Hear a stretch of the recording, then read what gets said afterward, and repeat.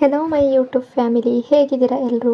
I hope ಎಲ್ಲರೂ ಚೆನ್ನಾಗಿದ್ದೀರಾ. ಅದೇ ರೀತಿ ನಿಮ್ಮ ಲೈಫ್ನಲ್ಲಿ ಪಾಸಿಟಿವ್ ಆಗಿ ಥಿಂಕ್ ಮಾಡ್ತಾ ಇದ್ದೀರಾ ಅಂತ ಅಂದ್ಕೊಂಡಿದ್ದೀನಿ.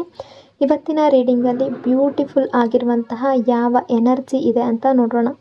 ಮೊದಲು ಕಾಮ್ ಆಗಿ ಕೂತ್ಕೊಳ್ಳಿ, ಡೀಪ್ ಬ್ರೀತನ್ನು ತಗೊಳ್ಳಿ, ನಿಮ್ಮ ಮೈಂಡ್ ಮತ್ತು ಮನಸ್ಸನ್ನು ರಿಲ್ಯಾಕ್ಸ್ ಮಾಡ್ಕೊಳ್ಳಿ. ಈಗ ನಿಮ್ಮ ಪರ್ಸನ್ ಹೆಸರನ್ನು ಮನಸಾರೆ 3 ಬಾರಿ ನೆನಪಿಸ್ಕೊಳ್ಳಿ. ನಿಮ್ಮ ಪರ್ಸನ್ ಫೇಸನ್ನು ಇಮ್ಯಾಜಿನ್ ಮಾಡ್ಕೊಳ್ಳಿ. ಅವರು ಮತ್ತು ನೀವು ಒಟ್ಟಿಗೆ ಕಳೆದಿರುವ ಬ್ಯೂಟಿಫುಲ್ ಮೆಮೊರೀಸ್ನ ನೆನಪು ಮಾಡ್ಕೊಳ್ಳಿ. ಅದಕ್ಕೂ ಮೊದಲು ಈ ರೀಡಿಂಗ್ ನಿಮ್ಮವರೆಗೂ ತಲುಪಿದೆ ಅಂದರೆ ಯು ಆರ್ ಸೋ ಬ್ಲೆಸ್ಡ್. ಯೂನಿವರ್ಸ್ಗೆ ಗ್ರ್ಯಾಟಿಟ್ಯೂಡ್ ಹೇಳಿ, ಥ್ಯಾಂಕ್ ಯು ಯೂನಿವರ್ಸ್ ಅಂತ ಹೇಳಿ ನಿಮ್ಮ ಪರ್ಸನ್ ಎನರ್ಜಿಯನ್ನು ಫೀಲ್ ಮಾಡಿ. ಬ್ಯೂಟಿಫುಲ್ ಆಗಿರುವ ಎನರ್ಜಿ ಬಂದಾಗ ಅದನ್ನು ರಿಸೀವ್ ಮಾಡ್ಕೊಳ್ಳಿ. ಇದು ಜನರಲ್ ರೀಡಿಂಗ್ ಆಗಿರುತ್ತೆ. ಸೊ ಎಲ್ಲ ವಿಷಯಗಳು ಎಲ್ರಿಗೂ ಕೂಡ ಮ್ಯಾಚ್ ಆಗಲೇಬೇಕು ಅಂತ ಇಲ್ಲ. ನಿಮ್ಮ ಸಿಚುವೇಶನ್ಗೆ ಮ್ಯಾಚ್ ಆಗುವ ಎನರ್ಜಿ ಮಾತ್ರ ರಿಸೀವ್ ಮಾಡ್ಕೊಳ್ಳಿ. ಯಾವುದಾದ್ರೂ ಭಾಗ ನಿಮಗೆ ಮ್ಯಾಚ್ ಆಗಲಿಲ್ಲ ಅಂದರೆ ಅದನ್ನು ಫೋರ್ಸ್ ಆಗಿ ತಗೊಳ್ಬೇಡಿ. ಈ ರೀಡಿಂಗ್ನ ಉದ್ದೇಶ ಏನು ಅಂದರೆ ಈ ಕ್ಷಣದ ಪ್ರೆಸೆಂಟ್ ಎನರ್ಜಿ ಯಾವ ರೀತಿ ಇದೆ, ನಿಮ್ಮ ಪರ್ಸನ್ ಮನಸ್ಸಿನಲ್ಲಿ ಏನು ನಡೀತಾ ಇದೆ, ನಿಮ್ಮಿಬ್ಬರ ನಡುವೆ ಯಾವ ರೀತಿಯ ಎಮೋಷನ್ಸ್ ಅಥವಾ ವೈಬ್ಸ್ ನಡೀತಾ ಇದೆ ಅದನ್ನು ನಿಮಗೆ ತಿಳಿಸೋ ಒಂದು ಸಣ್ಣ ಪ್ರಯತ್ನ ಅಷ್ಟೆ. ಹಾಗಾಗಿ ಓವರ್ ಆಗಿ ನೆಗೆಟಿವ್ ಆಗಿ ಯೋಚನೆ ಮಾಡಬೇಡಿ. ನಿಮ್ಮ ಮನಸ್ಸನ್ನು ಅನಾವಶ್ಯಕ ಭಯಗಳಿಂದ ತುಂಬಿಸ್ಕೊಳ್ಬೇಡಿ. ಯಾವುದೇ ರಿಲೇಷನ್ಶಿಪ್ಪಲ್ಲಿ ಆಗಿರಲಿ ಪಾಸಿಟಿವ್ ಎನರ್ಜಿ ಅನ್ನೋದು ತುಂಬ ಇಂಪಾರ್ಟೆಂಟ್ ಆಗಿರುತ್ತೆ. ರೀಡಿಂಗನ್ನು ನೋಡಬೇಕಾದ್ರೆ ವಿಡಿಯೋನ ಲೈಕ್ ಮಾಡ್ಕೊಳ್ಳಿ. ಅದೇ ರೀತಿ ಚಾನಲ್ನ ಸಬ್ಸ್ಕ್ರೈಬ್ ಮಾಡಿಕೊಂಡು ಕನೆಕ್ಟ್ ಆಗಿ. ಎಮೋಷ್ನಲ್ ಬರ್ಡನ್ ಎನರ್ಜಿ ಅಂದರೆ ನೀವು ಈಗಲೂ ಕೂಡ ಒಂದು ನೋವು ನಿಮ್ಮ ಮನಸ್ಸಿನೊಳಗಡೆ ಅನುಭವವನ್ನು ಕೊಡ್ತಾ ಇದೆ, ಮನಸ್ಸಿನೊಳಗಡೆ ಹೊತ್ಕೊಂಡು ನಡೀತಾ ಇದ್ದೀರಾ ಅನ್ನೋದು ಕಾಣ್ತಾ ಇದೆ. ಈ ನೋವು ಸಾಮಾನ್ಯವಾಗಿ ಬಂದಿರೋದು ಅಲ್ಲ. ಯಾರೋ ಒಬ್ಬರಿಂದ ನಿಮ್ಮ ಹೃದಯಕ್ಕೆ ತುಂಬ ನೋವಾಗಿರ್ಬೋದು. ಕೆಲವರಿಗೆ ಇದು ಪ್ರೀತಿಯಲ್ಲಿ ಬಂದ ಮೋಸ ಆಗಿರ್ಬೋದು, ಪೇಯ್ನ್ ಆಗಿರ್ಬೋದು. ಕೆಲವರಿಗೆ ನಂಬಿಕೆ ಇಟ್ಟ ವ್ಯಕ್ತಿಯಿಂದ ಬಂದ ದ್ರೋಹ ಆಗಿರ್ಬೋದು. ಕೆಲವರಿಗೆ ನೀವು ನಿರೀಕ್ಷೆ ಮಾಡದೇ ಇರುವಂತಹ ರೀತಿಯಲ್ಲಿ ಯಾವುದಾದ್ರೂ ಒಂದು ಘಟನೆ ಅನ್ನೋದು ನಡೆದಿರ್ಬೋದು, ನಿಮ್ಮ ಮನಸ್ಸಿಗೆ ನೋವಾಗಿರ್ಬೋದು. ಅಥವಾ ನಿಮ್ಮ ರೆಸ್ಪೆಕ್ಟ್, ನಿಮ್ಮ ಪ್ರೀತಿ ಅಥವಾ ಸತ್ಯ ಸಿಗದೆ ಹೋದ ನೋವು ಕೂಡ ಆಗಿರ್ಬೋದು. ಏನೇ ಆಗಿರಲಿ, ಆ ಘಟನೆ ಮುಗ್ದಿದ್ರೂ ಕೂಡ, ಆ ಟೈಮ್ ಕಳೆದಿದ್ರೂ ಕೂಡ ಅದರ ಎನರ್ಜಿ ಇನ್ನೂ ಕೂಡ ನಿಮ್ಮ ಜೊತೆಯಲ್ಲೇ ಇದೆ. ನೀವು ಅದನ್ನು ಬಿಡದೆ ಮನಸ್ಸಿನ ಒಳಗಡೆ ಇಟ್ಕೊಂಡು ಮುಂದೆ ಹೋಗೋದಕ್ಕೆ ಪ್ರಯತ್ನ ಮಾಡ್ತಾ ಇದ್ದೀರಾ. ಅದೇ ಕಾರಣಕ್ಕೆ ನಿಮ್ಮ ಲೈಫ್ನಲ್ಲಿ ಒಂದು ರೀತಿಯ ನಿಂತಹ ಸ್ಟಕ್ ಎನರ್ಜಿ ಕಾಣಿಸ್ತಾ ಇದೆ. ಎಷ್ಟೇ ಪ್ರಯತ್ನ ಮಾಡಿದ್ರೂ ಕೂಡ ಕೆಲವೊಂದು ವಿಷಯಗಳು ಮುಂದೆ ಸರಿತಾ ಇಲ್ಲ ಅಂತ ನಿಮಗೆ ಅನ್ನಿಸ್ತಾ ಇರ್ಬೋದು. ಇಂಪ್ರೂವ್ ಆಗ್ತಾ ಇಲ್ಲ, ಬೆಳವಣಿಗೆ ಆಗಬೇಕಾದ ಜಾಗದಲ್ಲಿ ತುಂಬ ಟೈಮ್ ಆಗ್ತಾ ಇರ್ಬೋದು. ಮನಸ್ಸು ಹೊಸದಾಗಿ ಆರಂಭ ಮಾಡಬೇಕು ಅಂತ ಹೇಳಿದ್ರು ಮನಸ್ಸಿನ ಒಳಗಡೆ ಏನೋ ತಡೆ ಮಾಡ್ತಾ ಇದೆ. ಸೊ ಹಳೆಯ ನೋವು ಈಗ ನಿಮ್ಮ ಮೇಲೆ ಭಾರವಾಗಿ ಕೂತಿದೆ.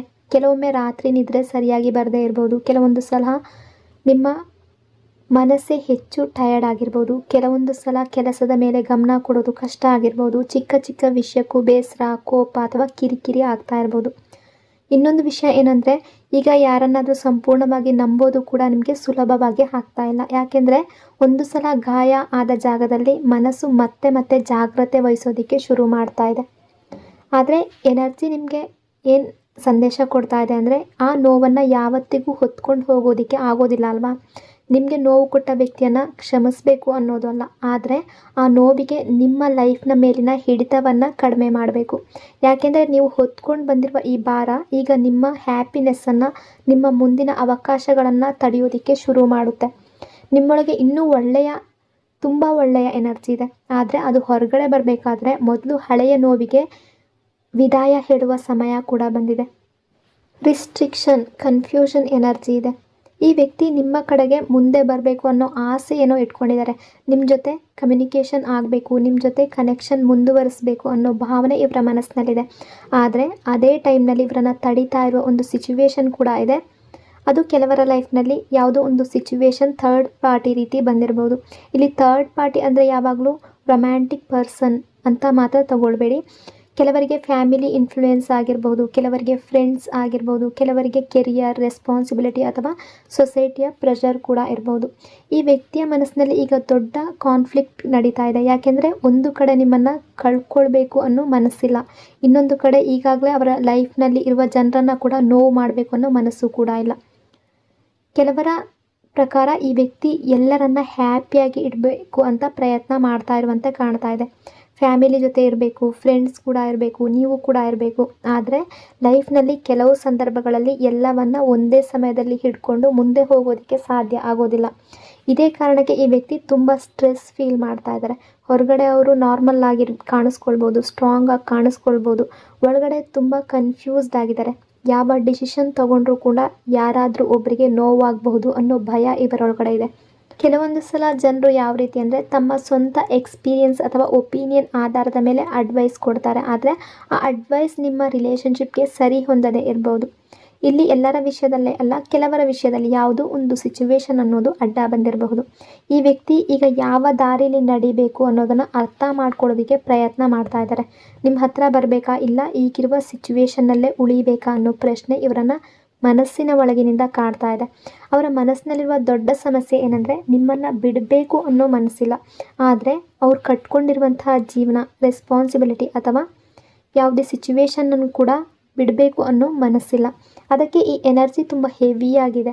ಡಿಸಿಷನ್ ತಗೊಳ್ಳದೆ ಇರುವಷ್ಟು ದಿನ ಈ ಕನ್ಫ್ಯೂಷನ್, ಸ್ಟ್ರೆಸ್ ಮತ್ತು ಎಮೋಷ್ನಲ್ ಬರ್ಡನ್ ಹೆಚ್ಚಾಗ್ತಾನೆ ಹೋಗ್ತಾ ಇದೆ. ಸೊ ಇವರ ಮನಸ್ಸಿನಲ್ಲಿ ನಿಮ್ಮ ಸ್ಥಾನ ಇನ್ನೂ ಕೂಡ ಇದೆ. ಆದರೆ ನಿಮ್ಮ ಕಡೆ ಒಂದು ಹೆಜ್ಜೆ ಇಡಬೇಕಾದ್ರೆ ಮೊದಲು ಅವರ ಲೈಫ್ನಲ್ಲಿರುವ ಕೆಲವು ರಿಸ್ಟ್ರಿಕ್ಷನ್ಗಳನ್ನು ಫೇಸ್ ಮಾಡಬೇಕಾದಂಥ ಪರಿಸ್ಥಿತಿ ಇವರ ಮುಂದೆ ನಿಂತಿದೆ. ಅದಕ್ಕಾಗಿ ಈಗ ಇವರು ಸೈಲೆಂಟಾಗಿ ಕಾಣಿಸಿದ್ರು ಕೂಡ ಮನಸ್ಸಿನ ಒಳಗಡೆ ತುಂಬ ಯೋಚನೆಗಳು ನಡೀತಾ ಇದೆ. ಹೊರಗಡೆ ಕಾಣಿಸೋ ಮೌನಕ್ಕಿಂತ ಒಳಗಡೆ ನಡೀತಾ ಇರುವ ಹೋರಾಟ ತುಂಬ ದೊಡ್ಡದು. Suppressed feelings, emotional attachment energy. ಈ ವ್ಯಕ್ತಿ ಅವರ ಮನಸ್ಸಿನೊಳಗಡೆ ಬಹಳಷ್ಟು ಭಾವನೆಗಳನ್ನು ಕಟ್ಟಿ ಹಾಕ್ಕೊಂಡು ಕೂತ್ಕೊಂಡಿದ್ದಾರೆ. ಹೊರಗಡೆ ನೋಡಿದರೆ ಎಲ್ಲವೂ ಸರಿ ಇದೆ ಅನ್ನಿಸ್ಬೋದು, ಆದರೆ ಬ್ಯುಸಿ ಆಗಿರಬಹುದು. ಅವರ ಲೈಫ್ನಲ್ಲಿ ಮುಂದೆ ಹೋಗ್ತಾ ಇರೋ ರೀತಿ ಕಾಣ್ಬೋದು. ಕೆಲವೊಮ್ಮೆ ನಿಮ್ಮ ಬಗ್ಗೆ ಯೋಚನೆ ಮಾಡೋದಿಲ್ಲ ಅನ್ನೋ ಹಾಗೆ ತೋರಿಸ್ಕೊಳ್ಬೋದು, ಆದರೆ ಅವರ ಒಳಗಿನ ರಿಯಾಲಿಟಿ ಬೇರೆ ಇದೆ. ಈ ವ್ಯಕ್ತಿ ಅವರ ಫೀಲಿಂಗ್ಸನ್ನು ಓಪನ್ನಾಗಿ ಎಕ್ಸ್ಪ್ರೆಸ್ ಮಾಡ್ತಾ ಇಲ್ಲ. ಯಾಕೆಂದರೆ ಅವ್ರು ಏನು ಫೀಲ್ ಮಾಡ್ತಾ ಇದ್ದಾರೆ ಅನ್ನೋದನ್ನು ಒಪ್ಕೊಂಡ್ರೆ ಅದಕ್ಕೆ ಸಂಬಂಧಪಟ್ಟ ಡಿಸಿಷನ್ ಕೂಡ ತಗೊಳ್ಬೇಕಾಗುತ್ತೆ. ಅದನ್ನೇ ಅವರು ಇಷ್ಟು ದಿನ ಅವಾಯ್ಡ್ ಮಾಡ್ತಾ ಬಂದಿದ್ದಾರೆ. ಒಂದು ವಿಷಯ ಏನು ಅಂದರೆ ಈ ವ್ಯಕ್ತಿಗೆ ನಿಮ್ಮ ಬಗ್ಗೆ ಇರುವ ಅಟ್ಯಾಚ್ಮೆಂಟ್ ಸಾಮಾನ್ಯ ಅಟ್ರಾಕ್ಷನ್ ಅಲ್ಲ. ನಿಮ್ಮ ಜೊತೆ ಕಳೆದ ಕ್ಷಣ, ಮಾತುಗಳು, ನೆನಪುಗಳು ಅವರ ಮನಸ್ಸಿನಲ್ಲಿ ಇನ್ನೂ ಕೂಡ ಇದೆ. ಕೆಲವೊಮ್ಮೆ ಅವರು ಅವರನ್ನು ಕನ್ವಿನ್ಸ್ ಮಾಡ್ಕೊಳ್ಳೋದಕ್ಕೆ ಪ್ರಯತ್ನ ಮಾಡ್ತಾರೆ. ಇದು ಮುಗ್ದು ಹೋಗಿದೆ, ನಾನು ಮೂವ್ ಆನ್ ಆಗಬೇಕು, ನಾನು ಮುಂದೆ ಹೋಗಬೇಕು ಅಂತ. ಆದರೆ ಎಷ್ಟು ಪ್ರಯತ್ನ ಮಾಡಿದ್ರೂ ನಿಮ್ಮ ಬಗ್ಗೆ ಯೋಚನೆ ಮತ್ತೆ ಮತ್ತೆ ಅವರ ಬಳಿ ಬರ್ತಾ ಇದೆ, ಅವರ ಮನಸ್ಸಿನಲ್ಲಿ ರಿಪೀಟ್ ಆಗ್ತಾ ಇದೆ. ಸೊ ಸೆಲ್ಫ್ ಕಂಟ್ರೋಲ್ ಎನರ್ಜಿ ಕೂಡ ಇದೆ. ಯಾಕೆಂದರೆ ಅವರು ನಿಮ್ಮನ್ನು ಕಾಂಟ್ಯಾಕ್ಟ್ ಮಾಡಬೇಕು ಅನ್ನೋ ಆಸೆ ಇದ್ದರೂ ಅವರನ್ನು ಅವರು ತಡೀತಾ ಇದ್ದಾರೆ. ಮೆಸೇಜ್ ಮಾಡಬೇಕು ಅಂತ ಅನಿಸುತ್ತೆ, ನಿಮ್ಮ ವಾಯ್ಸ್ ಕೇಳಬೇಕು ಅಂತ ಅನಿಸುತ್ತೆ, ನಿಮ್ಮ ಬಗ್ಗೆ ಏನು ನಡೀತಾ ಇದೆ, ನಿಮ್ಮ ಲೈಫ್ನಲ್ಲಿ ಏನು ನಡೀತಾ ಇದೆ ಅನ್ನೋದನ್ನು ತಿಳಿಬೇಕು ಅಂತ ಅನಿಸುತ್ತೆ. ಆದರೆ ಅದೇ ಟೈಮ್ನಲ್ಲಿ ಇಲ್ಲ, ನಾನು ಕಾಂಟ್ಯಾಕ್ಟ್ ಮಾಡಬಾರ್ದು ಅಂತ ಅವರನ್ನು ಅವರು ನಿಲ್ಲಿಸ್ಕೊಳ್ತಾ ಇದ್ದಾರೆ. ಅವ್ರು ನಿಮಗೆ ನೋ ಕಾಂಟ್ಯಾಕ್ಟ್ ಸಿಚುವೇಶನ್ ಕೊಟ್ಟಿದ್ರೆ, ಮಿಸ್ಅಂಡರ್ಸ್ಟ್ಯಾಂಡಿಂಗ್ ಏನಾದರೂ ಇದ್ದರೆ ಅದರ ಹಿಂದೆ ಲವ್ ಇಲ್ಲ ಅನ್ನೋ ಕಾರಣ ಕಾಣಿಸ್ತಾ ಇಲ್ಲ. ಬದಲಾಗಿ ಅವರ ಸಿಚುವೇಶನನ್ನು ಹ್ಯಾಂಡಲ್ ಮಾಡೋದಕ್ಕೆ ಆಗದೆ ಅವರ ಫೀಲಿಂಗ್ಸನ್ನು ಹೇಗೆ ಡೀಲ್ ಮಾಡಬೇಕು ಅನ್ನೋದು ಗೊತ್ತಾಗದೆ ಬಂದ ಡಿಸ್ಟೆನ್ಸ್ ಅನ್ನೋದು ಕಾಣ್ತಾ ಇದೆ. ಈ ವ್ಯಕ್ತಿಗೆ ನಿಮ್ಮ ಜೊತೆಗಿನ ಎಮೋಷ್ನಲ್ ಬಾಂಡ್ ತುಂಬ ಸ್ಟ್ರಾಂಗ್ ಆಗಿದೆ. ಅಂದರೆ ಅವ್ರು ಚೆನ್ನಾಗಿರಲಿ, ಕಷ್ಟದಲ್ಲಿರಲಿ, ಬ್ಯುಸಿ ಆಗಿರಲಿ ಅಥವಾ ಲೋನ್ಲಿ ಆಗಿರಲಿ, ನಿಮ್ಮ ನೆನಪು ಯಾವುದೋ ಒಂದು ಟೈಮ್ನಲ್ಲಿ ಅವರ ಮನಸ್ಸಿಗೆ ಬರ್ತಾ ಇದೆ. ಇನ್ನೊಂದು ವಿಷಯ, ಈ ವ್ಯಕ್ತಿ ನಿಮ್ಮ ಬಗ್ಗೆ ಯೋಚನೆ ಮಾಡಬೇಕಾದ್ರೆ ಒಂದು ಫೀಲ್ ಮಾಡ್ಕೊಳ್ತಾ ಇದ್ದಾರೆ, ಒಂದು ಬಾಂಡ್ ಫೀಲ್ ಆಗ್ತಾ ಇದೆ. ಅದನ್ನು ಲಾಜಿಕ್ ಮೂಲಕ ಎಕ್ಸ್ಪ್ಲೈನ್ ಮಾಡೋದು ಕಷ್ಟ. ಕೆಲವೊಮ್ಮೆ ನೀವು ದೂರ ಇದ್ದಷ್ಟು ನಿಮ್ಮ ಪ್ರೆಸೆನ್ಸ್ ಅವರ ಮನಸ್ಸಿನಲ್ಲಿ ಇನ್ನೂ ಸ್ಟ್ರಾಂಗ್ ಆಗ್ತಾ ಹೋಗ್ತಾ ಇದೆ. ಆದರೆ ಇಲ್ಲಿ ಈಗೋ, ಫಿಯರ್ ಮತ್ತು ಕನ್ಫ್ಯೂಷನ್ ಮೂರೂ ಸೇರಿ ಕೆಲಸ ಮಾಡ್ತಾ ಇದೆ. ಲವ್ ಒಂದು ಕಡೆ ಎಳಿತಾ ಇದೆ, ಫಿಯರ್ ಇನ್ನೊಂದು ಕಡೆ ತಡಿತಾ ಇದೆ, ಈಗೋ ಮೊದಲು ನಾನು ಯಾಕೆ ಹೋಗಬೇಕು ಅಂತ ಕೇಳ್ತಾ ಇದೆ. ಅದಕ್ಕೆ ಆ್ಯಕ್ಷನ್ ಅನ್ನೋದು ತಡ ಆಗ್ತಾ ಇದೆ. ಈ ವ್ಯಕ್ತಿ ಈಗ ಎರಡು ಸಿಚುವೇಶನ್ ಮಧ್ಯ ನಿಂತಿದ್ದಾರೆ. ಒಂದು ಕಡೆ ಅವರ ಹಾರ್ಟ್ ಇದೆ, ಅಲ್ಲಿ ನೀವು ಇದ್ದೀರಾ. ಇನ್ನೊಂದು ಕಡೆ ಅವರ ರಿಯಾಲಿಟಿ ಇದೆ, ಅಲ್ಲಿ ರೆಸ್ಪಾನ್ಸಿಬಿಲಿಟೀಸ್ ಇದೆ, ಪ್ರೆಷರ್ ಇದೆ, ಫಿಯರ್ ಇದೆ. ಅವರ ಮನಸ್ಸಿನ ಒಳಗಡೆ ಇನ್ನೂ ಕೂಡ ಒಂದು ರಿಗ್ರೆಟ್ ಕಾಣಿಸ್ತಾ ಇದೆ. ಆ ಟೈಮ್ನಲ್ಲಿ ನಾನು ಹೀಗೆ ಮಾಡಬಾರ್ದು, ನಾನು ಮಾತು ನಿಲ್ಲಿಸಬಾರ್ದಿತ್ತು, ನಾನು ಅಷ್ಟು ದೂರ ಹೋಗಬಾರ್ದಿತ್ತು ಅನ್ನೋ ಯೋಚನೆಗಳು ಕೆಲವೊಮ್ಮೆ ಅವರ ಮನಸ್ಸಿಗೆ ಬರ್ತಾ ಇದೆ. ಅವರಿಗೆ ನಿಮ್ಮ ಪ್ರೀತಿ ಎಷ್ಟು ಜೆನ್ಯೂನ್ ಆಗಿತ್ತು ಅನ್ನೋದು ಈಗ ಮೊದಲಿಗಿಂತ ಹೆಚ್ಚು ಅರ್ಥ ಆಗ್ತಾ ಇದೆ. ಕೆಲವೊಮ್ಮೆ ವ್ಯಕ್ತಿ ನಮ್ಮ ಲೈಫ್ನಲ್ಲಿ ಇರುವಾಗ ಅವರ ಮೌಲ್ಯ ಅನ್ನೋದು ಗೊತ್ತಾಗೋದಿಲ್ಲ, ಆದರೆ ಡಿಸ್ಟೆನ್ಸ್ ಬಂದ ಮೇಲೆ ಅದರ ಇಂಪಾರ್ಟೆನ್ಸ್ ಗೊತ್ತಾಗುತ್ತೆ. ಇಲ್ಲಿ ಕೂಡ ಅದೇ ಎನರ್ಜಿ ಇದೆ. ಈ ವ್ಯಕ್ತಿ ಈಗ ಹೊರಗಡೆ ಸ್ಟ್ರಾಂಗ್ ಆಗಿ ಕಾಣಿಸ್ಕೊಳ್ಳೋದಕ್ಕೆ ಪ್ರಯತ್ನ ಮಾಡ್ತಾ ಇದ್ರು ಕೂಡ ಮನಸ್ಸಿನ ಒಳಗಡೆ ನಿಮ್ಮ ಬಗ್ಗೆ ಇರುವ ಫೀಲಿಂಗ್ಸ್ ದಿನದಿಂದ ದಿನಕ್ಕೆ ಸ್ಟೇಬಲ್ ಆಗ್ತಾ ಇದೆ, ಕಡಿಮೆ ಆಗ್ತಾ ಇಲ್ಲ, ಇನ್ಕ್ರೀಸ್ ಆಗ್ತಾ ಇದೆ. ಅವರನ್ನು ನಿಮ್ಮಿಂದ ದೂರ ಇಡೋದಕ್ಕೆ ಪ್ರಯತ್ನ ಮಾಡ್ತಾ ಇದ್ದಾರೆ, ಆದರೆ ಅವರ ಹಾರ್ಟ್ ಇನ್ನೂ ಕೂಡ ನಿಮ್ಮ ಕಡೆಗೆ ನೋಡ್ತಾ ಇದೆ. ಸೊ ಇದಕ್ಕೆ ಕಾರಣ ಈ ಕನೆಕ್ಷನ್ ಮುಗಿದು ಹೋಯಿತು ಅನ್ನೋ ಫೀಲಿಂಗ್ ಇಲ್ಲಿ ಎನರ್ಜಿಯಲ್ಲಿ ಇಲ್ಲ. ಬದಲಾಗಿ ಮೌನದ ಹಿಂದೆ ಇನ್ನೂ ಹೇಳದೆ ಉಳಿದ ಭಾವನೆಗಳು, ಹೇಳದೆ ಉಳಿದ ಮಾತುಗಳು ಮತ್ತು ಮುಗಿಯದೆ ಉಳಿದ ಚಾಪ್ಟರ್ ಅನ್ನೋದು ಕಾಣ್ತಾ ಇದೆ. Guilt, regret energy, fear energy. So ಇಲ್ಲಿ ಕೇವಲ ಪ್ರೀತಿ ಮಾತ್ರ ಕಾಣ್ತಾ ಇಲ್ಲ, ಇದರ ಜೊತೆಯಲ್ಲಿ ಒಂದು ಗಿಲ್ಟ್, ಒಂದು ಪಶ್ಚಾತ್ತಾಪ ಮತ್ತು ನಿಮ್ಮನ್ನು ಕಳ್ಕೊಳ್ಳುವಂತಹ ಭಯ ತುಂಬ ಗಟ್ಟಿಯಾಗಿದೆ. ಹೊರಗಡೆ ಎಲ್ಲ ಸರಿ ಇದೆ ಅನ್ನೋ ಹಾಗೆ ಇವರು ತೋರಿಸ್ಕೊಳ್ಬೋದು, ಆದರೆ ಮನಸ್ಸಿನ ಒಳಗಡೆ ಅವರು ಮಾಡಿದ ಕೆಲವು ಡಿಸಿಷನ್ಸ್ ಬಗ್ಗೆ ಈಗ ತುಂಬ ಯೋಚನೆ ಮಾಡ್ತಾ ಇದ್ದಾರೆ. ವಿಶೇಷವಾಗಿ ನಿಮ್ಮ ಜೊತೆ ಕಮ್ಯುನಿಕೇಷನ್ ನಿಲ್ಲಿಸಿದ ಸಮಯ, ನಿಮ್ಮನ್ನು ದೂರ ಮಾಡಿದ ಸಮಯ, ನೋ ಕಾಂಟ್ಯಾಕ್ಟ್ ಸಿಚುವೇಶನ್ ಕ್ರಿಯೇಟ್ ಮಾಡಿದ ಟೈಮ್, ಅಥವಾ ನಿಮಗೆ ನೋವು ಕೊಟ್ಟ ಮಾತುಗಳು, ಇದೆಲ್ಲ ಈಗ ಅವರ ಮನಸ್ಸಿನಲ್ಲಿ ಮತ್ತೆ ಮತ್ತೆ ಓಡ್ತಾ ಇದೆ. ಕೆಲವೊಂದು ಸಲ ನೈಟ್ ಟೈಮ್ನಲ್ಲಿ ಎಲ್ಲವೂ ಕಾಮ್ ಆಗಿರಬೇಕಾದ್ರೆ ಅಥವಾ ಒಬ್ಬರೇ ಇದ್ದಾಗ ಅವರ ಮನಸ್ಸು ಹಳೆಯ ಘಟನೆಗಳ ಕಡೆ ಹೋಗ್ತಾ ಇದೆ. ಆಗ ಅವರಿಗೆ ಒಂದು ಪ್ರಶ್ನೆ ಬರ್ತಾ ಇದೆ, ಆ ದಿನ ನಾನು ಬೇರೆ ರೀತಿಯಲ್ಲಿ ನಡ್ಕೊಂಡಿದ್ರೆ ಇವತ್ತು ಪರಿಸ್ಥಿತಿ ಬೇರೆ ಆಗಿರ್ತಾ ಇತ್ತಾ? ಸೊ ಯಾಕೆಂದರೆ ಈಗ ಅವರು ತಗೊಂಡ ನಿರ್ಧಾರ ಸರಿ ಅಂತ ಅವ್ರಿಗೆ ಅನಿಸಿರಬಹುದು. ಪಾಸ್ಟಲ್ಲಿ ಅವ್ರು ಏನು ನಿರ್ಧಾರ ತಗೊಂಡಿದ್ರು, ಡಿಸಿಷನ್ ತಗೊಂಡಿದ್ರು, ಅದು ಸರಿ ಅಂತ ಅವ್ರಿಗೆ ಅನಿಸಿರ್ಬೋದು. ಆದರೆ ಸಮಯ ಕಳೆದಂತೆ ಆ ನಿರ್ಧಾರದ ಪರಿಣಾಮ ಏನಾಯಿತು ಅನ್ನೋದು ಈಗ ಅವರಿಗೆ ಕ್ಲಿಯರಾಗಿ ಕಾಣ್ತಾ ಇದೆ. ಈ ವ್ಯಕ್ತಿ ನಿಮ್ಮನ್ನು ಕಳ್ಕೊಳ್ಳುವ ಸಾಧ್ಯತೆಯನ್ನು ಈಗ ಮೊದಲ ಬಾರಿಗೆ ಸೀರಿಯಸ್ ಆಗಿ ಯೋಚನೆ ಮಾಡ್ತಾ ಇದ್ದಾರೆ. ಮೊದಲು ಯಾವಾಗಲೂ ನೀವು ಅವ್ರ ಜೊತೆ ಇರ್ತೀರಾ ಅನ್ನೋ ಫೀಲಿಂಗ್ ಇರ್ಬೋದು, ನೀವು ದೂರ ಹೋದರೂ ಮತ್ತೆ ಬರ್ತೀರಾ ಅನ್ನೋ ವಿಶ್ವಾಸ ಇರ್ಬೋದು. ಆದರೆ ಈಗ ಆ ಕಾನ್ಫಿಡೆನ್ಸ್ ಸ್ವಲ್ಪ ಕರಗ್ತಾ ಇದೆ. ಅವರ ಮನಸ್ಸಿನಲ್ಲಿ ಕೆಲವೊಮ್ಮೆ ಒಂದು ಇನ್ಸೆಕ್ಯೂರಿಟಿ ಬರ್ತಾ ಇದೆ. ಅವರೀಗ ನನ್ನನ್ನು ಮರ್ತಿರಬಹುದಾ, ಅವರ ಲೈಫ್ನಲ್ಲಿ ಏನಾಗ್ತಾ ಇರಬಹುದು, ನಾನು ತುಂಬ ತಡ ಮಾಡಿದ್ನಾ ಅನ್ನೋ ಪ್ರಶ್ನೆಗಳು ಅವರನ್ನು ಕಾಡ್ತಾ ಇದೆ. ಈ ಫಿಯರ್ ಕೇವಲ ಪಾಸಿಟಿವ್ನೆಸ್ನಿಂದ ಬರ್ತಾ ಇಲ್ಲ, ಇದು ಎಮೋಷ್ನಲ್ ಲಾಸ್ನ ಫಿಯರ್. ಯಾಕೆಂದರೆ ಅವರು ಈಗ ಅರಿತುಕೊಳ್ತಾ ಇದ್ದಾರೆ ನಿಮ್ಮ ಪ್ರೆಸೆನ್ಸ್ ಅವರಿಗೆ ಎಷ್ಟು ಮುಖ್ಯ ಆಗಿತ್ತು ಅನ್ನೋದನ್ನು. ಸೊ ಈ ವ್ಯಕ್ತಿ ಅವರ ತಪ್ಪುಗಳನ್ನು ಮನಸ್ಸಿನ ಒಳಗಡೆ ಒಪ್ಕೊಳ್ಳೋದಕ್ಕೆ ಶುರು ಮಾಡಿದ್ದಾರೆ. ಮೊದಲು ಬ್ಲೇಮ್ ಬೇರೆಯವರ ಮೇಲೆ ಹಾಕಿರ್ಬೋದು, ಸಿಚುವೇಶನ್ ಮೇಲೆ ಹಾಕಿರ್ಬೋದು, ಟೈಮಿಂಗ್ ಮೇಲೆ ಹಾಕಿರ್ಬೋದು. ಆದರೆ ಈಗ ನಿಧಾನವಾಗಿ ನನ್ನಿಂದಲೇ ತಪ್ಪಾಗಿದೆ ಅನ್ನೋ ರಿಯಲೈಸೇಷನ್ ಅನ್ನೋದು ಬರ್ತಾ ಇದೆ. ಅವ್ರಿಗೆ ಕೆಲವೊಮ್ಮೆ ನೀವು ಅವರನ್ನು ಟಾಕ್ಸಿಕ್ ಪರ್ಸನ್ ಅಂತ ನೋಡ್ತೀರಾ ಅನ್ನೋ ಭಯ ಕೂಡ ಇದೆ. ಅಂದರೆ ನಾನು ಅವ್ರಿಗೆ ಸಾಕಷ್ಟು ನೋವು ಕೊಟ್ಟಿದ್ದೀನಿ, ಅವ್ರು ನನಗೆ ಮತ್ತೆ ಟ್ರಸ್ಟ್ ಮಾಡ್ತಾರಾ ಅನ್ನೋ ಡೌಟ್ ಅವರ ಮನಸ್ಸಿನೊಳಗಡೆ ಇದೆ. ಅವರು ನಿಮ್ಮನ್ನು ನೆನಪಿಸ್ಕೊಳ್ಳುವಾಗ ಮೊದಲು ಹ್ಯಾಪಿ ಮೆಮೊರೀಸ್ ಮಾತ್ರ ಬರೋದಿಲ್ಲ, ನಿಮ್ಮ ಕಣ್ಣೀರನ್ನು ಕೂಡ ನೆನಪಿಸ್ಕೊಳ್ತಾ ಇದ್ದಾರೆ, ನಿಮ್ಮ ಎಕ್ಸ್ಪೆಕ್ಟೇಷನ್ ನೆನಪಿಸ್ಕೊಳ್ತಾ ಇದ್ದಾರೆ, ಅವರು ಕೊಡಬೇಕಿದ್ದ ಸಪೋರ್ಟ್ ಕೊಡದ ಕ್ಷಣಗಳನ್ನು ನೆನಪಿಸ್ಕೊಳ್ತಾ ಇದ್ದಾರೆ. ಇದೆಲ್ಲದರಿಂದ ಅವರೊಳಗೆ ಒಂದು ಎಮೋಷ್ನಲ್ ಬರ್ಡನ್ ಹೆಚ್ಚಾಗ್ತಾ ಇದೆ. ಕೆಲವರಿಗೆ ಇದು ರೆಸ್ಟ್ಲೆಸ್ನೆಸ್ ಆಗಿ ಕಾಣಿಸ್ಬೋದು, ಕೆಲವರಿಗೆ ಪೀಸ್ಫುಲ್ ಸ್ಲೀಪ್ ಇಲ್ಲದೆ ರೀತಿ ಕಾಣಿಸ್ಬೋದು. ಹೊರಗಡೆ ದಿನ ಸಾಕ್ತಾ ಇದ್ರೂ ಕೂಡ ಮನಸ್ಸಿನ ಒಳಗಡೆ ಸಮಾಧಾನ ಇಲ್ಲದೆ ಇರುವಂತಹ, ಹ್ಯಾಪಿನೆಸ್ ಇಲ್ಲದೆ ಇರುವಂತಹ ಒಂದು ಸ್ಥಿತಿ. ಬಟ್ ಎನರ್ಜಿಯಲ್ಲಿ ಒಂದು ಪಾಸಿಟಿವ್ ಶಿಫ್ಟ್ ಕೂಡ ಇದೆ. ಯಾಕೆಂದರೆ ಗಿಲ್ಟ್ ಯಾವಾಗಲೂ ಶಿಕ್ಷೆಗಾಗಿ ಮಾತ್ರ ಬರೋದಿಲ್ಲ, ಕೆಲವೊಮ್ಮೆ ಅದು ವ್ಯಕ್ತಿಯನ್ನು ಮೆಚ್ಯೂರ್ ಮಾಡುತ್ತೆ, ತನ್ನ ತಪ್ಪುಗಳನ್ನು ಎದುರಿಸೋದಕ್ಕೆ ಧೈರ್ಯ ಕೊಡುತ್ತೆ. ಸೊ ಈ ವ್ಯಕ್ತಿ ಈಗ ನಿಧಾನವಾಗಿ ಅದೇ ಹಂತಕ್ಕೆ ಬರ್ತಾ ಇದ್ದಾರೆ. ಅವರ ಹಾರ್ಟಿಂದ ಓಡೋದು ಕಷ್ಟ ಆಗ್ತಾ ಇದೆ, ಅವರ ಫೀಲಿಂಗ್ಸನ್ನು ಇಗ್ನೋರ್ ಮಾಡೋದು ಕಷ್ಟ ಆಗ್ತಾ ಇದೆ, ಮತ್ತು ನಿಮ್ಮನ್ನು ಕಳ್ಕೊಳ್ಳುವ ಭಯ ದಿನದಿಂದ ದಿನಕ್ಕೆ ಹೆಚ್ಚಾಗ್ತಾ ಇದೆ. ಅವರಿಗೀಗ ಒಂದು ವಿಷಯ ಕ್ಲಿಯರ್ ಆಗ್ತಾ ಇದೆ, ನಿಮ್ಮನ್ನು ದೂರ ಮಾಡೋದು ಸುಲಭ ಆಗಿರಬಹುದು, ಆದರೆ ನಿಮ್ಮನ್ನು ಮರೆಯೋದು ಅಷ್ಟು ಸುಲಭ ಅಲ್ಲ ಅಂತ. ಸೊ ಅವರ ಮನಸ್ಸಿನಲ್ಲಿ ನಿಮ್ಮ ಬಗ್ಗೆ ಇರುವ ಪ್ರೀತಿ ಇನ್ನೂ ಕೂಡ ಇದೆ, ಆದರೆ ಈಗ ಆ ಪ್ರೀತಿಯ ಜೊತೆಗೆ ಪಶ್ಚಾತ್ತಾಪ ಕೂಡ ಸೇರಿಕೊಂಡಿದೆ. ಇದೇ ಪಶ್ಚಾತ್ತಾಪ ಮುಂದೆ ಆ್ಯಕ್ಷನ್ ಆಗಿ ಬದಲಾಗುವ ಸಾಧ್ಯತೆ ತುಂಬ ಜಾಸ್ತಿ ಕಾಣ್ತಾ ಇದೆ. ಪಾಸಿಟಿವ್ ಆಗಿ ಶಿಫ್ಟ್ ಆಗ್ತಾ ಇರುವಂತಹ ಎನರ್ಜಿ. ಒಂದು ಟೈಮ್ನಲ್ಲಿ ಈ ವ್ಯಕ್ತಿಗೆ ಕನ್ಫ್ಯೂಷನ್ ಅನ್ನೋದು ಜಾಸ್ತಿ ಇತ್ತು, ಏನು ಮಾಡಬೇಕು, ಯಾರ ಮಾತು ಕೇಳಬೇಕು, ಯಾವ ದಾರಿ ಸರಿ ಇದೆ ಅನ್ನೋ ಗೊಂದಲ, ಕನ್ಫ್ಯೂಷನ್ನಲ್ಲಿ ಇದ್ದರು. ಆದರೆ ಈಗ ನಿಧಾನವಾಗಿ ಅವರ ಮನಸ್ಸಿನಲ್ಲಿ ಒಂದು ಕ್ಲಾರಿಟಿ ಅನ್ನೋದು ಬರ್ತಾ ಇದೆ. ಅವರು ನಿಮ್ಮನ್ನು ಕೇವಲ ಒಬ್ಬ ವ್ಯಕ್ತಿಯಾಗಿ ಮಾತ್ರ ನೋಡ್ತಾ ಇಲ್ಲ. ಸೊ ನೀವೊಬ್ಬ ಸ್ಪೆಷಲ್ ಪರ್ಸನ್ ಆಗಿ ಕಾಣ್ತಾ ಇದ್ದೀರಾ, ನಿಮ್ಮ ಪ್ರೀತಿ ನೆನಪಾಗ್ತಾ ಇದೆ, ನಿಮ್ಮ ಕೇರ್ ನೆನಪಾಗ್ತಾ ಇದೆ. ಅವರ ಮನಸ್ಸಿನಲ್ಲಿ ನಿಮ್ಮ ಬಗ್ಗೆ ಯೋಚನೆ ಬಂದಾಗ ಕೇವಲ ಇವತ್ತಿನ ದಿನ ಮಾತ್ರ ಅಲ್ಲ, ಮುಂದಿನ ದಿನ ಕೂಡ ನೆನಪಾಗ್ತಾ ಇದೆ. ಸೊ ಒಂದು ಬ್ಯೂಟಿಫುಲ್ ಆಗಿರೋ ಎನರ್ಜಿ ಇದೆ. ಈ ವ್ಯಕ್ತಿ ಈ ರಿಲೇಷನ್ಶಿಪ್ಪನ್ನು ಕೇವಲ ರಿಲೇಷನ್ಶಿಪ್ ಅಲ್ಲ, ಈ ರಿಲೇಷನ್ಶಿಪ್ ಅವರ ಲೈಫ್ನಲ್ಲಿ ಇರಬೇಕು ಅನ್ನೋ ರೀತಿ ಥಿಂಕ್ ಮಾಡ್ತಾ ಇದ್ದಾರೆ. ಒಟ್ಟಿಗೆ ಸಮಯ ಕಳೆಯೋದು, ಒಟ್ಟಿಗೆ ಇರೋದು, ಒಟ್ಟಿಗೆ ಯಾವುದೇ ಸಿಚುವೇಶನನ್ನು ಎದುರಿಸೋದು, ಇಂತಹ ತುಂಬ ಯೋಚನೆಗಳು ಅವರ ಮನಸ್ಸಿಗೆ ಬರ್ತಾ ಇದೆ. ಕೆಲವೊಮ್ಮೆ ಅವರು ನಿಮ್ಮ ಬಗ್ಗೆ ಯೋಚನೆ ಮಾಡಬೇಕಾದ್ರೆ ಇವರು ನನ್ನ ಲೈಫ್ನಲ್ಲಿ ಇದ್ದರೆ ಎಷ್ಟೊಂದು ಹ್ಯಾಪಿನೆಸ್ ಇರ್ತಾಯಿತ್ತು ಅನ್ನೋ ಭಾವನೆ ಬರ್ತಾ ಇದೆ. ಯಾಕೆಂದರೆ ಅವರು ಈಗ ನಿಮ್ಮ ವ್ಯಾಲ್ಯೂವನ್ನು ರಿಲೇಷನ್ಶಿಪ್ ದೃಷ್ಟಿಯಿಂದ ಮಾತ್ರ ಅಲ್ಲ, ಅವರ ಲೈಫ್ನಲ್ಲಿ ನೀವು ಇದ್ದರೆ ಎಷ್ಟು ಹ್ಯಾಪಿನೆಸ್ ಸಿಗುತ್ತೆ ಅನ್ನೋದರ ಮೂಲಕ ನೋಡ್ತಾ ಇದ್ದಾರೆ. ಸೊ ಮೊದಲು ನಿಮ್ಮ ಬಗ್ಗೆ ಇದ್ದ ಕೆಲವು ಕಂಪ್ಲೇಂಟ್ಸ್ ಏನಿತ್ತು, ಮಿಸ್ಅಂಡರ್ಸ್ಟ್ಯಾಂಡಿಂಗ್ಸ್ ಏನಿತ್ತು, ನೆಗೆಟಿವ್ ಥಾಟ್ಸ್ ಈಗ ನಿಧಾನವಾಗಿ ಕರಗ್ತಾ ಇದೆ. ಅವ್ರು ನಿಮ್ಮನ್ನು ಹೆಚ್ಚು ಪಾಸಿಟಿವ್ ಆಗಿ ನೋಡೋದಕ್ಕೆ ಶುರು ಮಾಡ್ತಾ ಇದ್ದಾರೆ. ಹಿಂದೆ ಸಿಚುವೇಶನ್, ಈಗೋ ಅಥವಾ ಯಾವುದೋ ಒಂದು ಥರ್ಡ್ ಪಾರ್ಟಿ ಸಿಚುವೇಶನ್ ಅಥವಾ ಫಿಯರಿಂದ ಕೆಲವು ವಿಷಯಗಳನ್ನು ತಪ್ಪಾಗಿ ಅರ್ಥ ಮಾಡ್ಕೊಂಡಿರ್ಬೋದು. ಆದರೆ ಈಗ ಸಮಯ ಕಳೆದಂತೆ ನಿಮ್ಮ ವ್ಯಾಲ್ಯೂ ಏನು ಅಂತ ಅರ್ಥ ಆಗ್ತಾ ಇದೆ. ಈ ವ್ಯಕ್ತಿಗೆ ನಿಮ್ಮ ಪ್ರೆಸೆನ್ಸ್ ಒಂದು ಕಂಫರ್ಟ್ ಝೋನ್ ಥರ ಕಾಣ್ತಾ ಇದೆ.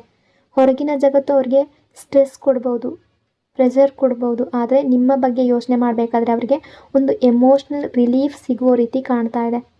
ಸೊ ಡೀಪ್ ಎನರ್ಜಿ ಇದೆ. ಕೆಲವೊಮ್ಮೆ ಜೀವನದಲ್ಲಿ ತುಂಬ ಸ್ಟ್ರಗಲ್ ಮಾಡಿದವರು ನಿಜವಾಗ್ಲೂ ಅವರನ್ನು ಅರ್ಥ ಮಾಡ್ಕೊಳ್ಳುವ ವ್ಯಕ್ತಿಯನ್ನು ಕಂಡಾಗ ಆ ಬಾಂಡನ್ನು ಬಿಡೋದು ಕಷ್ಟ ಆಗುತ್ತೆ.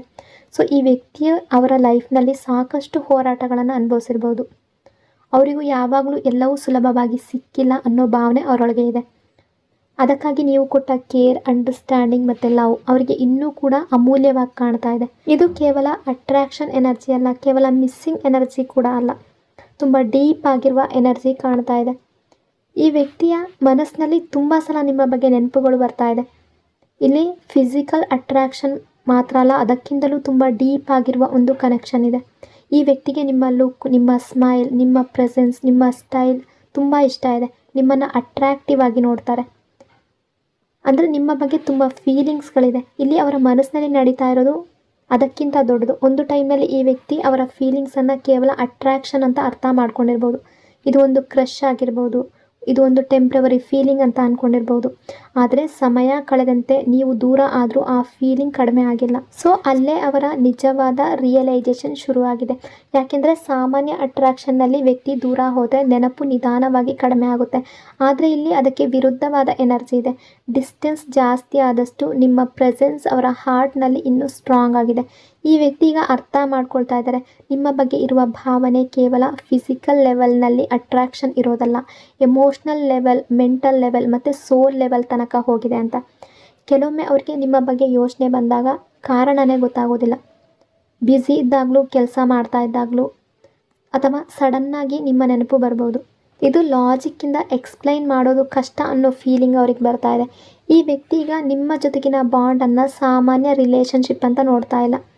ಅಂದರೆ ಇವರ ಲೈಫ್ನಲ್ಲಿ ನಿಮ್ಮ ರಿಲೇಷನ್ಶಿಪ್ ಅನ್ನೋದು ಯಾವಾಗಲೂ ಇರಬೇಕು ಅನ್ನೋ ರೀತಿ ಥಿಂಕ್ ಮಾಡ್ತಾ ಇದ್ದಾರೆ. ಕೆಲವರಿಗೆ ಇದು ಸೋಲ್ಮೇಟ್ ಎನರ್ಜಿ ಕೂಡ ಅನಿಸಿರ್ಬೋದು, ಕೆಲವರಿಗೆ ಡಿವೈನ್ ಕನೆಕ್ಷನ್ ರೀತಿ ಅನಿಸಿರ್ಬೋದು. ಏನೇ ಆಗಿರಲಿ, ಮುಖ್ಯವಾಗಿರೋದು ಏನು ಅಂದರೆ ಈ ವ್ಯಕ್ತಿ ಈಗ ಈ ಬಾಂಡನ್ನು ಸೀರಿಯಸ್ ಆಗಿ ಫೀಲ್ ಮಾಡ್ತಾ ಇದ್ದಾರೆ. ಅವ್ರಿಗೀಗ ಅರ್ಥ ಆಗ್ತಾ ಇದೆ, ನಿಮ್ಮನ್ನು ಮರೆತು ಬಿಡಬೇಕು ಅಂತ ನಿರ್ಧಾರ ಮಾಡೋದು ಒಂದು ವಿಷಯ, ಆದರೆ ನಿಜವಾಗ್ಲೂ ಮರೆತು ಬಿಡೋದು ಸಾಧ್ಯ ಇಲ್ಲದ ವಿಷಯ ಅಂತ. ಸೊ ಅವರಿಗದು ಸಾಧ್ಯ ಆಗ್ತಾ ಇಲ್ಲ. ಯಾಕೆ ಅಂದರೆ ಇಲ್ಲಿ ಲವ್ ಇದೆ, ಅಟ್ಯಾಚ್ಮೆಂಟ್ ಇದೆ, ಎಮೋಷ್ನಲ್ ಬಾಂಡ್ ಇದೆ. ನಿಮ್ಮ ನೋವಿನ ಬಗ್ಗೆ ಅವ್ರಿಗೆ ಕೇರ್ ಕೂಡ ಇದೆ. ನಿಮ್ಮ ಹ್ಯಾಪಿನೆಸ್ ಬಗ್ಗೆ ಕೂಡ ಅವ್ರಿಗೆ ಆಸಕ್ತಿ ಇದೆ. ನಿಮ್ಮ ಪ್ರೆಸೆನ್ಸ್ ಕಳೆದುಕೊಂಡ ಖಾಲಿತನ ಕೂಡ ಇದೆ. ಈ ವ್ಯಕ್ತಿ ಎಷ್ಟೇ ಸ್ಟ್ರಾಂಗ್ ಆಗಿ ಕಾಣಿಸ್ಕೊಂಡ್ರೂ ಕೂಡ ನಿಮ್ಮ ಕನೆಕ್ಷನ್ನಿಂದ ಸಂಪೂರ್ಣವಾಗಿ ಡಿಟ್ಯಾಚ್ಡ್ ಆಗೋದು ಅವರಿಗೆ ಕಷ್ಟ ಆಗ್ತಾ ಇದೆ. ಕೆಲವೊಂದು ಸಲ ಅವರನ್ನೇ ಅವರು ಪ್ರಶ್ನೆ ಮಾಡ್ಕೊಳ್ತಾ ಇದ್ದಾರೆ, ನಾನು ಯಾಕೆ ಇಷ್ಟು ವರ್ಷ ಆದರೂ ಅಥವಾ ಇಷ್ಟು ದಿನ ಆದರೂ ಇವರನ್ನು ಮರೆತಿಲ್ಲ, ಯಾಕೆ ಇವರ ಬಗ್ಗೆ ಇನ್ನೂ ಯೋಚನೆ ಮಾಡ್ತಾ ಇದ್ದೀನಿ ಅಂತ. ಈ ಪ್ರಶ್ನೆಗಳಿಗೆ ಉತ್ತರ ಹುಡುಕುವಾಗ ಅವರು ನಿಧಾನವಾಗಿ ತುಂಬ ಡೀಪಾಗಿ ಪೇಯ್ನ್ ಅನುಭವಿಸ್ತಾ ಇದ್ದಾರೆ. ಅಂದರೆ ಎಲ್ಲವನ್ನ ಲಾಜಿಕ್ ಮೂಲಕ ಅಳೆಯೋದು ಆಗೋದಿಲ್ಲ ಅನ್ನೋದು ಅರ್ಥ ಮಾಡ್ಕೊಳ್ತಾ ಇದ್ದಾರೆ. ಕೆಲವು ಕನೆಕ್ಷನ್ಸ್ ಹಾರ್ಟ್ನಿಂದ ಫೀಲ್ ಮಾಡಬೇಕಾಗುತ್ತೆ. ನೀವು ಅವರ ಲೈಫ್ನಲ್ಲಿ ಅಂಥ ಕನೆಕ್ಷನ್ ಆಗಿ ಕಾಣಿಸ್ತಾ ಇದ್ದೀರಾ. ಈ ವ್ಯಕ್ತಿ ಎಷ್ಟೇ ದೂರ ಹೋಗೋದಕ್ಕೆ ಪ್ರಯತ್ನ ಮಾಡಿದ್ರೂ ಕೂಡ ನಿಮ್ಮ ಕನೆಕ್ಷನನ್ನು ಸಂಪೂರ್ಣವಾಗಿ ಕಟ್ ಆಫ್ ಮಾಡೋದು ಅವರ ಕೈಯಲ್ಲಿ ಇಲ್ಲ ಅನ್ನೋ ಫೀಲಿಂಗ್ ಬರ್ತಾ ಇದೆ. ಅವರು ಕಾಂಟ್ಯಾಕ್ಟ್ ಮಾಡೋದನ್ನು ಕಂಟ್ರೋಲ್ ಮಾಡ್ಬೋದು, ಆದರೆ ಅವರ ಫೀಲಿಂಗ್ಸನ್ನು ಕಂಟ್ರೋಲ್ ಮಾಡೋದಕ್ಕೆ ಆಗ್ತಾ ಇಲ್ಲ. ಅವರು ಡಿಸ್ಟೆನ್ಸನ್ನು ಕಂಟ್ರೋಲ್ ಮಾಡ್ಬೋದು, ಆದರೆ ಅವರ ಹಾರ್ಟ್ನ ಫೀಲಿಂಗ್ಸನ್ನು ಕಂಟ್ರೋಲ್ ಮಾಡೋದಕ್ಕೆ ಸಾಧ್ಯ ಆಗ್ತಾ ಇಲ್ಲ. ಸೊ ಈಗ ಅವರೊಳಗೆ ಒಂದು ಡೀಪ್ ರಿಯಲೈಸೇಷನ್ ಅನ್ನೋದು ಬೆಳೀತಾ ಇದೆ. ನಿಮ್ಮನ್ನು ಮರೆತು ಮುಂದೆ ಹೋಗೋದು ಗೋಲ್ ಆಗಿರ್ಬೋದು, ಆದರೆ ಅದು ರಿಯಾಲಿಟಿ ಆಗ್ತಾ ಇಲ್ಲ ಅನ್ನೋ ಫೀಲ್ ಬರ್ತಾ ಇದೆ. ಸೊ ಎನರ್ಜಿ ಪ್ರಕಾರ ಈ ವ್ಯಕ್ತಿಯ ಹಾರ್ಟ್ ಈಗ ನಿಮ್ಮ ಕನೆಕ್ಷನನ್ನು ಒಂದು ಲೆಸನ್ ಆಗಿ ಅಲ್ಲ, ಒಂದು ಲೈಫ್ ಚೇಂಜಿಂಗ್ ಬಾಂಡ್ ಆಗಿ ನೋಡೋದಕ್ಕೆ ಶುರು ಮಾಡಿದೆ. Major shift, unexpected contact, new beginning energy ಪ್ರಕಾರ ಸಂಪೂರ್ಣ ರೀಡಿಂಗಲ್ಲಿ ಇಷ್ಟು ದಿನ ಕಾಣಿಸ್ಕೊಂಡಿದ್ದ ಕನ್ಫ್ಯೂಷನ್, ಸೈಲೆನ್ಸ್, ಫಿಯರ್ ಮತ್ತು ಎಮೋಷ್ನಲ್ ಸ್ಟ್ರಗಲ್ ಈಗ ಒಂದು ಟರ್ನಿಂಗ್ ಪಾಯಿಂಟ್ ಕಡೆ ಹೋಗ್ತಾ ಇದೆ. ಯಾಕೆಂದರೆ ಈ ವ್ಯಕ್ತಿ ಇಷ್ಟು ದಿನ ಅವರ ಮನಸ್ಸಿನ ಒಳಗಡೆ ನಡೀತಾ ಇದ್ದ ಒಂದು ಯುದ್ಧದಿಂದ ತುಂಬ ಟಯರ್ಡ್ ಆಗಿದ್ದಾರೆ. ಫೀಲಿಂಗ್ಸಿನ ಯುದ್ಧ ಅದು. ಯಾವ ದಾರಿ ಹಿಡಿಬೇಕು ಅನ್ನೋ ಗೊಂದಲದ ಯುದ್ಧ, ಯಾರನ್ನು ನೋಯಿಸಬಾರ್ದು ಅನ್ನೋ ಪ್ರೆಷರ್, ನಿಮ್ಮನ್ನು ಕಳ್ಕೊಳ್ಳುವ ಭಯ, ಇದೆಲ್ಲವನ್ನು ಹೊತ್ಕೊಂಡು ನಡೀತಾ ಬಂದಿದ್ದಾರೆ. ಆದರೆ ಈಗ ಅವರೊಳಗೆ ಒಂದು ರಿಯಲೈಸೇಷನ್ ಬರ್ತಾ ಇದೆ. ಹೀಗೆ ಇನ್ನು ಹೆಚ್ಚು ಸಮಯ ಮೌನವಾಗಿ ಇದ್ದರೆ ಸಿಚುವೇಶನ್ ತಾನಾಗಿ ಸರಿ ಹೋಗೋದಿಲ್ಲ ಅನ್ನೋದು ಅವರಿಗೆ ಅರ್ಥ ಆಗ್ತಾ ಇದೆ. ಇಷ್ಟು ದಿನ ಅವರು ಗೋ ವಿತ್ ದ ಫ್ಲೋ ಎನರ್ಜಿಯಲ್ಲಿದ್ದರು. ಏನಾಗುತ್ತೋ ಆಗಲಿ ಅಂತ ನೋಡ್ತಾ ಇದ್ರು. ಅವರ ಕಡೆಯಿಂದ ಆ್ಯಕ್ಷನ್ ತಗೊಳ್ಳೋದಕ್ಕೆ ಹೆದರ್ತಾ ಇದ್ರು. ಯಾಕೆಂದರೆ ಆ್ಯಕ್ಷನ್ ತಗೊಂಡ್ರೆ ಅದರ ಪರಿಣಾಮವನ್ನು ಕೂಡ ಫೇಸ್ ಮಾಡಬೇಕಾಗುತ್ತೆ ಅನ್ನೋದು ಅವ್ರಿಗೆ ಗೊತ್ತಿತ್ತು. ಆದರೆ ಈಗ ಅವರ ಮನಸ್ಸಿನಲ್ಲಿ ದೊಡ್ಡ ಬದಲಾವಣೆ, ಚೇಂಜ್ ಅನ್ನೋದು ನಡೀತಾ ಇದೆ. ಈ ವ್ಯಕ್ತಿ ಮೊದಲಿನ ಹಾಗೆ ಎಸ್ಕೇಪ್ ಮಾಡಬೇಕು ಅನ್ನೋ ಮನಸ್ಥಿತಿಯಲ್ಲಿಲ್ಲ. ಸಿಚುವೇಶನನ್ನು ಫೇಸ್ ಮಾಡಬೇಕು ಅನ್ನೋ ಕರೇಜ್ ನಿಧಾನವಾಗಿ ಬೆಳೀತಾ ಇದೆ. ಸೊ ಅವರು ನಿಮ್ಮ ಹತ್ರ ಬಂದರೆ ಎಂಟಿ ಆಗಿ ಮನಸ್ಥಿತಿಯನ್ನು ಇಟ್ಕೊಂಡು ಬರೋದಿಲ್ಲ ಅನ್ನೋ ಎನರ್ಜಿ ಇದೆ. ಅಂದರೆ ಕೇವಲ ಎಮೋಷನ್ಸ್ ತಗೊಂಡು ಬರೋದಿಲ್ಲ. ಅವರ ಕನ್ಫ್ಯೂಷನ್ ಕ್ಲಿಯರ್ ಮಾಡಿಕೊಂಡು ಅವರ ಡಿಸಿಷನ್ ತಗೊಂಡು ನಿಮ್ಮ ಮನಸ್ಸಿಗೆ ಉತ್ತರ ಕೊಟ್ಟು ನಿಮ್ಮ ಮುಂದೆ ಬರಬೇಕು ಅನ್ನೋ ಯೋಚನೆ ಕಾಣಿಸ್ತಾ ಇದೆ. ಇಷ್ಟು ದಿನ ಅವರ ಲೈಫ್ನಲ್ಲಿ ಏನೇ ಸಿಚುವೇಶನ್ ಇರ್ಬೋದು, ಫ್ಯಾಮಿಲಿಯ ಪ್ರೆಷರ್ ಇರ್ಬೋದು, ಸೊಸೈಟಿಯ ಒಪಿನಿಯನ್ ಅಥವಾ ಫಿಯರ್ ಇವರನ್ನು ಹಿಡ್ಕೊಂಡಿದ್ರೆ ಈಗ ಅದೇ ವಿಷಯಗಳ ಬಗ್ಗೆ ಅವರ ದೃಷ್ಟಿಕೋನ ಅನ್ನೋದು ಬದಲಾಗ್ತಾ ಇದೆ. ಮೊದಲೆಲ್ಲ ಜನರು ಏನು ಹೇಳ್ತಾರೆ ಅನ್ನೋದು ಮುಖ್ಯ ಆಗಿತ್ತು. ಈಗ ನನ್ನ ಹಾರ್ಟ್ ಏನು ಹೇಳ್ತಾ ಇದೆ ಅನ್ನೋದು ಅವ್ರಿಗೆ ಮುಖ್ಯ ಆಗ್ತಾ ಇದೆ. ಮೊದಲು ಯಾರಿಗೂ ನೋವಾಗಬಾರ್ದು ಅನ್ನೋ ಕಾರಣಕ್ಕೆ ಅವರ ಫೀಲಿಂಗ್ಸನ್ನು ಸಪ್ರೆಸ್ ಮಾಡ್ತಾ ಇರ್ಬೋದು. ಈಗ ನನ್ನ ಲೈಫ್ನ ಸತ್ಯವನ್ನು ನಾನು ಎಷ್ಟು ದಿನ ಮರೆಮಾಚ್ತೀನಿ ಅನ್ನೋ ಪ್ರಶ್ನೆ ಅವ್ರಿಗೆ ಬರ್ತಾ ಇದೆ. ಸೊ ಮೇಜರ್ ಟ್ರಾನ್ಸ್ಫರ್ಮೇಷನ್ ಎನರ್ಜಿ ಇದೆ. ಅಂದರೆ ಹಳೆಯ ವರ್ಷನ ವ್ಯಕ್ತಿ ನಿಧಾನವಾಗಿ ಬದಲಾಗ್ತಾ ಇದ್ದಾರೆ, ಚೇಂಜಸ್ ಅನ್ನೋದು ಬರ್ತಾ ಇದೆ. ಫಿಯರಿಂದ ಡಿಸಿಷನ್ ತಗೊಳ್ತಾ ಇದ್ದ ವ್ಯಕ್ತಿ ಈಗ ಅವರ ಸತ್ಯದಿಂದ ಡಿಸಿಷನ್ ತಗೊಳ್ಳೋದಕ್ಕೆ, ಮನಸ್ಸಿನಿಂದ ಡಿಸಿಷನ್ ತಗೊಳ್ಳೋದಕ್ಕೆ ತಯಾರಾಗ್ತಾ ಇದ್ದಾರೆ. ಈ ವ್ಯಕ್ತಿ ನಿಮ್ಮನ್ನು ಅಪ್ರೋಚ್ ಮಾಡಬೇಕಾದ್ರೆ ಅಗ್ರೆಸಿವ್ ಆಗಿ ಅಥವಾ ಈಗೋ ತೋರಿಸಿ ಬರುವ ಎನರ್ಜಿ ಇಲ್ಲ. ಬದಲಾಗಿ ಹಂಬಲ್ ಎನರ್ಜಿ ಅನ್ನೋದಿದೆ. ಅವ್ರು ನಿಮ್ಮ ಜೊತೆ ಮಾತಾಡಬೇಕು ಅಂತ ಬಯಸ್ತಾ ಇದ್ದಾರೆ, ನಿಮ್ಮ ಮಾತು ಕೇಳಬೇಕು ಅಂತ ಬಯಸ್ತಾ ಇದ್ದಾರೆ, ನಿಮ್ಮ ಜೊತೆ ನಿಮ್ಮನ್ನು ಅರ್ಥ ಮಾಡಿಕೊಂಡು ನಡಿಬೇಕು ಅಂತ ಅನ್ನಿಸ್ತಾ ಇದೆ. ಯಾಕೆಂದರೆ ಈಗ ಅವ್ರಿಗೆ ಗೊತ್ತಾಗ್ತಾ ಇದೆ, ರಿಲೇಷನ್ಶಿಪ್ ಉಳಿಬೇಕಾದ್ರೆ ಇಬ್ಬರ ಹಾರ್ಟ್ ಕೂಡ ಒಂದೇ ಮನಸ್ಥಿತಿಯಲ್ಲಿ ಇರಬೇಕು, ಇಬ್ಬರು ಕೂಡ ಎಫರ್ಟ್ ಹಾಕಬೇಕು ಅನ್ನೋದು. ಕೇವಲ ಅವರ ಮಾತು ಮಾತ್ರ ಸಾಲೋದಿಲ್ಲ ಅನ್ನೋದು ಅವರಿಗೆ ಅರ್ಥ ಆಗ್ತಾ ಇದೆ. ಕೆಲವರಿಗೆ ಅನ್ಎಕ್ಸ್ಪೆಕ್ಟೆಡ್ ಕಾಂಟ್ಯಾಕ್ಟ್ ಎನರ್ಜಿ ಇದೆ. ಅಂದರೆ ನೀವು ಎಕ್ಸ್ಪೆಕ್ಟ್ ಮಾಡದ ಟೈಮ್ನಲ್ಲಿ ಮೆಸೇಜ್ ಬರಬಹುದು, ಕಾಲ್ ಬರಬಹುದು, ಅಥವಾ ಸಡನ್ ಕಮ್ಯುನಿಕೇಷನ್ ಶುರುವಾಗ್ಬೋದು. ಇದು ಪ್ಲಾನಿಂಗ್ ಮಾಡಿದ ಕಾಂಟ್ಯಾಕ್ಟ್ಗಿಂತಲೂ ಹಾರ್ಟ್ ಇನ್ನೂ ಸೈಲೆನ್ಸ್ ಆಗಿ ಇರೋದಕ್ಕೆ ಆಗದೆ ಕಾಂಟ್ಯಾಕ್ಟ್ ಮಾಡುವಂತಹ ಸಾಧ್ಯತೆ ಜಾಸ್ತಿ ಇದೆ. ಸೊ ಒಂದು ಡೀಪ್ ಎನರ್ಜಿ ಯಾವ ರೀತಿ ಇದೆ ಅಂದರೆ, ಈ ವ್ಯಕ್ತಿಗೆ ಈಗ ನಿಮ್ಮ ಲೈಫ್ ಬಗ್ಗೆ ಏನೂ ಗೊತ್ತಿಲ್ಲ, ನೀವೇನು ಮಾಡ್ತಾ ಇದ್ದೀರಾ, ಅಂದರೆ ನೀವು ದೂರ ಆದಮೇಲೆ ಅವರಿಗೆ ನಿಮ್ಮ ಮನಸ್ಥಿತಿ ಯಾವ ರೀತಿ ಇದೆ ಅಂತ ಗೊತ್ತಿಲ್ಲ. ನಿಮ್ಮ ಲೈಫ್ನಲ್ಲಿ ಏನು ನಡೀತಾ ಇದೆ ಇದರ ಬಗ್ಗೆ ಅವರಿಗೆ ಕ್ಲಿಯರ್ ಆದ ಮಾಹಿತಿ ಇಲ್ಲ. ಸೊ ಅದು ಕೂಡ ಅವ್ರಿಗೆ ತಿಳ್ಕೊಳ್ಬೇಕು ಅನ್ನೋ ಆಸೆ ಇದೆ. ಸೊ ಅವರು ಇನ್ನೂ ನಿಮ್ಮ ಬಗ್ಗೆ ಕ್ಯೂರಿಯಸ್ ಆಗಿದ್ದಾರೆ, ಇನ್ನೂ ನಿಮ್ಮ ಲೈಫ್ನಲ್ಲಿ ಒಂದು ಭಾಗ ಆಗಬೇಕು ಅನ್ನೋ ಹಿಡನ್ ಡಿಸೈರ್ ಇದೆ. ಸೊ ಲಾಯಲ್ಟಿ ಎನರ್ಜಿ ಕೂಡ ಇದೆ. ಯಾಕೆಂದರೆ ಈಗ ಅವರ ಮನಸ್ಸು ಆಪ್ಷನ್ ಕಡೆಗೆ ಹೋಗ್ತಾ ಇಲ್ಲ. ಹಿಂದೆ ಕನ್ಫ್ಯೂಷನ್ ಇರ್ಬೋದು, ಆದರೆ ಈಗ ಅವರ ಹಾರ್ಟ್ ಒಂದೇ ದಿಕ್ಕಿನಲ್ಲಿ ಫೋಕಸ್ ಆಗ್ತಾ ಇರುವ ಎನರ್ಜಿ ಇದೆ. ಸೊ ನಿಮ್ಮಿಬ್ಬರ ನಡುವೆ ನಡೆದಿರುವ ಈ ಸಪ್ರೇಷನನ್ನು, ಈ ಎನರ್ಜಿ ಪರ್ಮನೆಂಟ್ ಎಂಡಿಂಗ್ ಅಂತ ಕಾಣ್ತಾ ಇಲ್ಲ. ಇದೊಂದು ಪಾಸ್, ಒಂದು ಸ್ಟಕ್ ಆಗಿರುವಂತಹ ಒಂದು ಸ್ಟೇಜ್, ಒಂದು ಲರ್ನಿಂಗ್ ಸ್ಟೇಜ್, ಒಂದು ಅವೇಕ್ನಿಂಗ್ ಸ್ಟೇಜ್. ಇಷ್ಟು ದಿನ ನೀವು ಕನೆಕ್ಷನ್ನಲ್ಲಿ ಇದ್ದ ಮಿಸ್ಅಂಡರ್ಸ್ಟ್ಯಾಂಡಿಂಗ್, ಈಗೋ, ಫಿಯರ್ ಅಥವಾ ಯಾವುದೇ ಒಂದು ಸಿಚುವೇಶನ್, ಇನ್ಫ್ಲೂಯೆನ್ಸ್, ನೆಗೆಟಿವ್ ಕರ್ಮ ಇದೆಲ್ಲವೂ ಇಲ್ಲಿವರೆಗೂ ಕೆಲಸ ಮಾಡಿತ್ತು. ಬಟ್ ಈಗ ನಿಧಾನವಾಗಿ ಹೀಲಿಂಗ್ ಮತ್ತು ಕ್ಲಾರಿಟಿ ಅದರ ಕೆಲಸ ಶುರು ಮಾಡ್ತಾ ಇರುವ ಎನರ್ಜಿ ಇದೆ. ಈ ವ್ಯಕ್ತಿ ಇನ್ನೂ ನಿಮ್ಮನ್ನು ಫರ್ಗೆಟ್ ಮಾಡಿಲ್ಲ, ಇನ್ನೂ ನಿಮ್ಮ ಕನೆಕ್ಷನ್ನಿಂದ ಹೊರಗಡೆ ಬಂದಿಲ್ಲ. ಮುಖ್ಯವಾಗಿ ಇಷ್ಟು ದಿನ ಅವರು ಅವರ ಹಾರ್ಟ್ನ ಫೀಲಿಂಗ್ಸ್ನಿಂದ ಹೆದರಿ ಓಡೋಗ್ತಾ ಇದ್ರು, ಫೇಸ್ ಮಾಡೋದಕ್ಕೆ ಆಗದೆ ಓಡೋಗ್ತಾ ಇದ್ರು. ಬಟ್ ಈಗ ಹಾರ್ಟ್ ಕಡೆಗೆ ಮತ್ತೆ ಬರ್ತಾ ಇರುವ ಎನರ್ಜಿ ಇದೆ.